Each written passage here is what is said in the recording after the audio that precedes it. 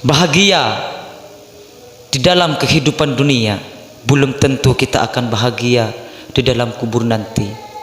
Selamat kita di dalam dunia, belum tentu kita akan selamat juga di dalam kuburan nanti. Kita sukses di dunia, belum tentu kita sukses di alam kubur nanti. Karena yang menjamin kita selamat, yang menjamin kita sukses, yang menjamin kita ini selamat dunia akhirat, tidak lain dan tidak bukan, hanyalah sebuah perilaku, hanyalah kelakuan kita, hanyalah amal ibadah kita yang membuat kita itu selamat dunia, bahkan di alam kubur nanti kita ini akan bisa selamat. Kelakuan seperti apakah itu? Kelakuan yang sesuai dengan syariat Allah, kelakuan yang sesuai dengan kalam Allah, kelakuan yang sesuai dengan kitab Allah, kelakuan yang sesuai dengan sabda Nabi kita Nabi Muhammad sallallahu alaihi wasallam, imtisalil awamir wajtinabin nawahi. Kelakuan yang sesuai dengan apa yang diperintahkan Allah, dengan apa yang dilarang oleh Rasulullah. Kalau kita ini selalu mengerjakan apa yang diperintahkan Allah dan selalu menjauhi apa yang dilarang Allah, laksana kita akan selamat di dunia, lantas kita juga selamat di dalam kuburan nanti. Kehidupan di dunia belum tentu menjadikan keselamatan kita di alam kubur nanti. Maka dari itu, kita ini untuk menggapai selamat untuk menggapai selamat di dunia, untuk mencapai selamat di dunia, bahkan selamat di dalam kuburan, bahkan selamat dari siksa kubur, bahkan selamat dari pertanyaan malaikat ingkar nakir, bahkan selamat dari siksaan-siksaan malaikat ingkar nakir. Para ulama fikih berkata, bagaimana perkataan ulama fikih? Qala al-faqih rahimahullahu ta'ala, man arada ay yanjuwa min adabil qabri fa alayhi ay yalzama arba'at ashiya wa yajtanib arba'at.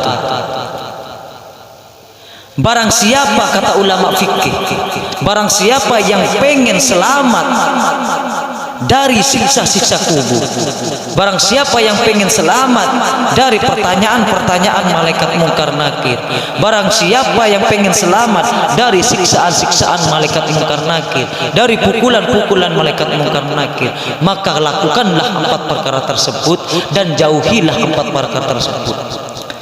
Apakah 4 perkara tersebut? Amal arba'atul lati yalsamu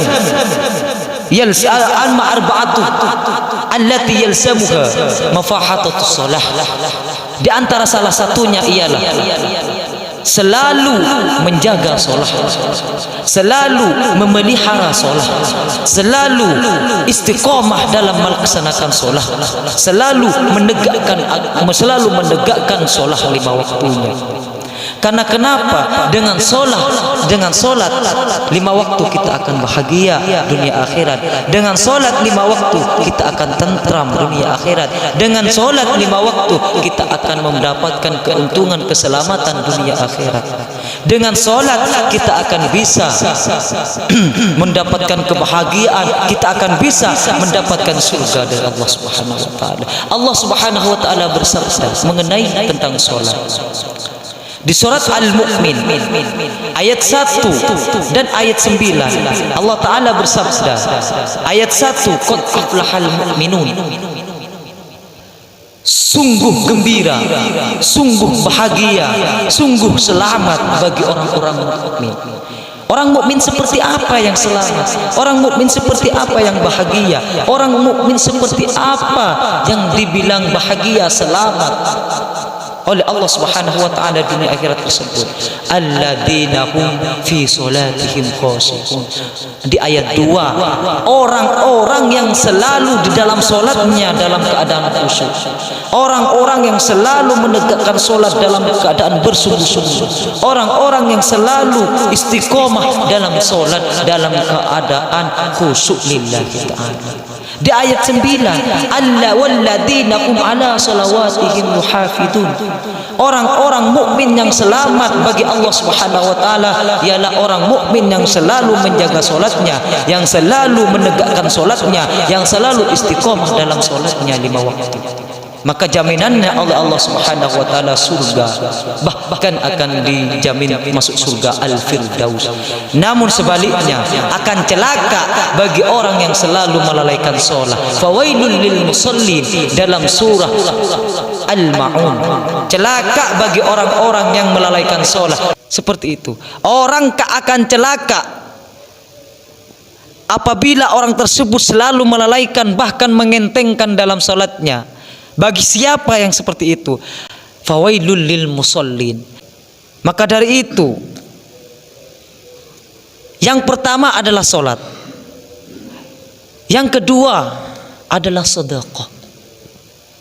Perbanyaklah sedekah. Perbanyaklah sedekah.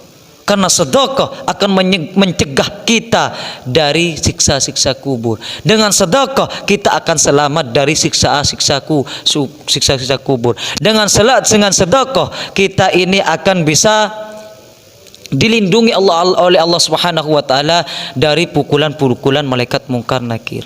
Karena kenapa? Rasulullah sallallahu alaihi wasallam bersabda, "As-sadaqatu tadfa'ul bala."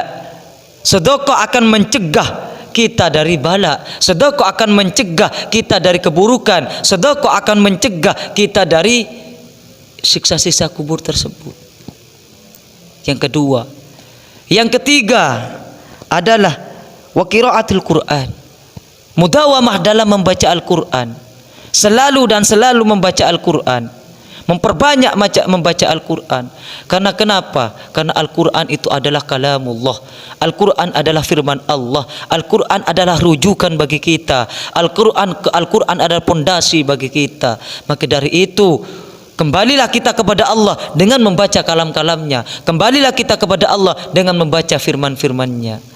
Perbanyaklah membaca Al-Quran supaya hati kita ini tenang. Perbanyaklah membaca Al-Quran supaya hati kita ini tentram. Seperti itu. Yang ketiga. Yang keempat ialah wa kasratut tasbih. Memperbanyak membaca tasbih ke Allah Ta'ala. Memperbanyak mensucikan Allah. Memperbanyak memuji Allah. Memperbanyak mentasbihkan diri kepada Allah. Kelak akan kita ini selamat dari dunia. Dari dunia selamat, kita akan selamat pun disiksa kubur nanti.